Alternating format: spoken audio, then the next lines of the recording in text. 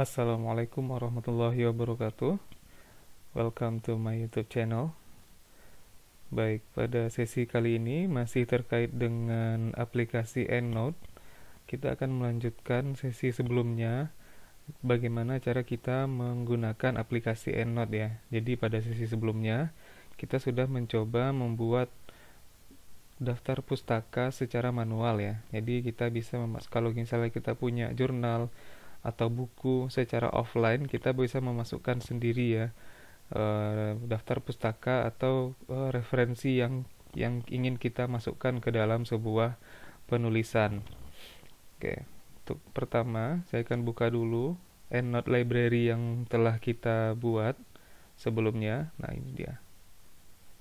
Di sini ya, di menu ini. Nah, ini dia yang sudah kita buat pada sesi sebelumnya.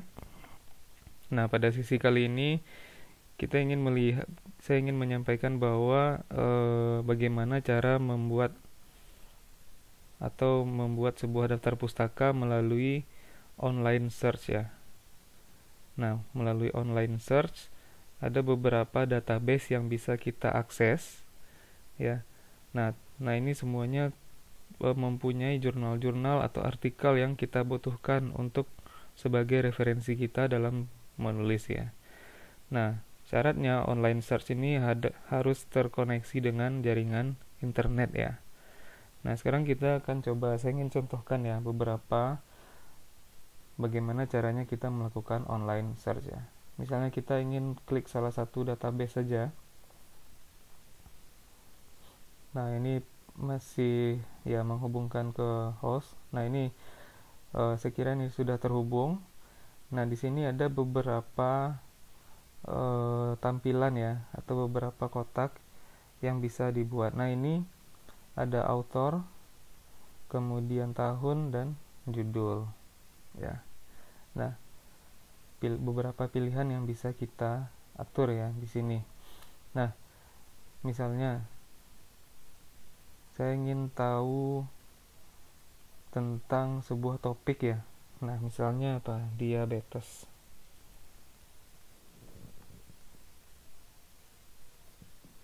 Nah,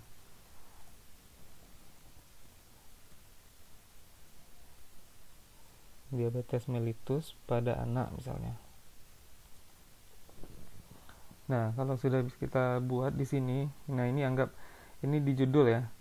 Judul artikel atau judul buku yang kita cari. Nah, ini kita bisa tuliskan di sini kata kuncinya ya, atau keyword. Nah, kemudian kita cari.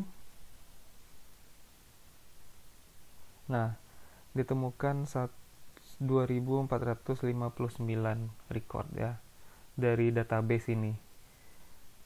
Nah, kita misalnya bisa lihat dulu 1 sampai 5 ya untuk melihat.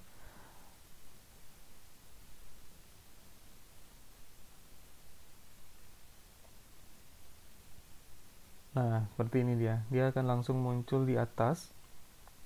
Namanya, jurnalnya di mana, URL-nya, kemudian tanggalnya tanggal hari ini ya. Nah, jadi secara otomatis kita bisa mengetahui atau melihat daftar referensi yang bisa kita atur ya melalui online search. Nah, ini bisa kita lihat ya ketika kita klik di sini. Nah, ini dia. Ada author, kemudian tahun, judul ya, nama jurnalnya.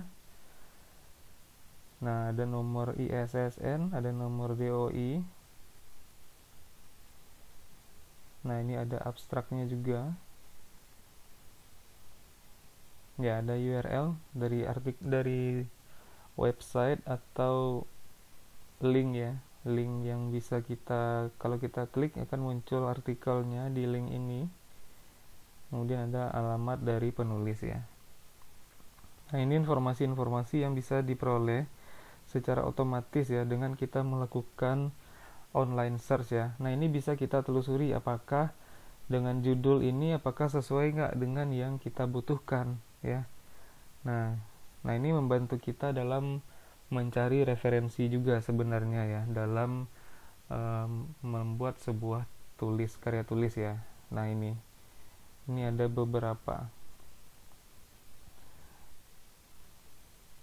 Misalnya saya ingin ganti kata kunci ya. Jadi dalam penulisan keyword atau kata kunci kita bisa membuat berbagai macam teknik ya. Misalnya pakai kata hubung and ya, dan.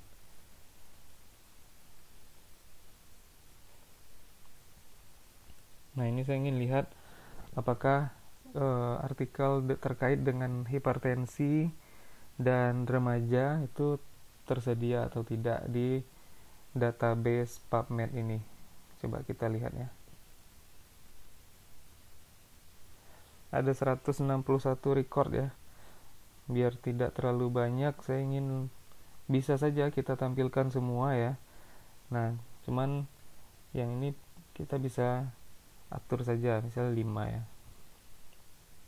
Nah, misalnya kalau di sini ada clear currently displayed results before retrieving records. Nah, ini apakah kita memutuskan untuk menghapus ya record display yang sudah kita tampilkan sebelumnya atau tidak.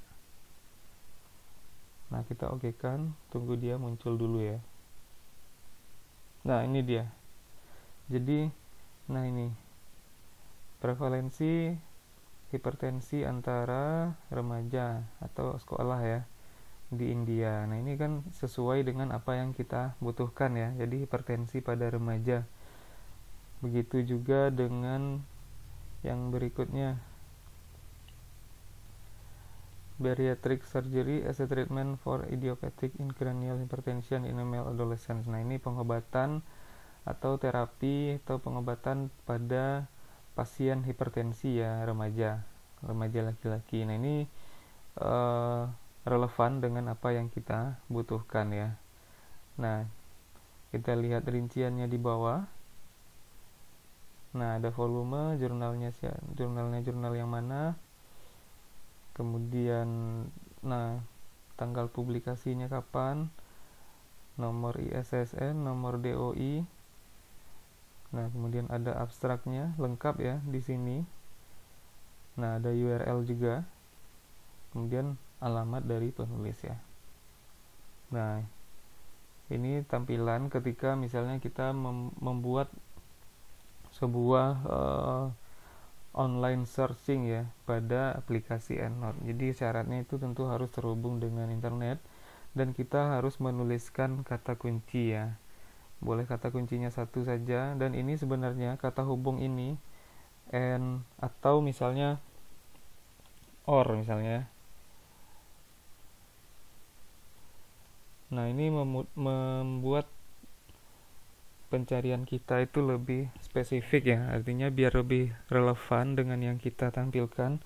Nah, itu bisa bisa lebih efektif dan efisien ya dalam mencari database, dalam mencari sumber referensi secara online ya.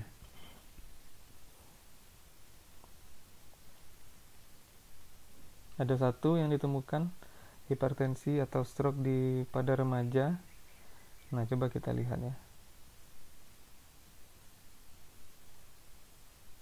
Nah, ini dia tampilannya, lacunar stroke and mass hypertension in adolescent male. Nah, ini judul jurnal yang bisa kita peroleh ya ketika kita membuat sebuah kata kunci referensi menggunakan OR ya. Jadi OR ini maksudnya adalah hipertensi atau stroke atau remaja ya, karena ini database-nya database internasional, jadi tentu kata kuncinya adalah kata kunci yang berbahasa Inggris ya. Nah, ini untuk online search ya. Nah, bisa menggunakan kata hubung and atau or ya.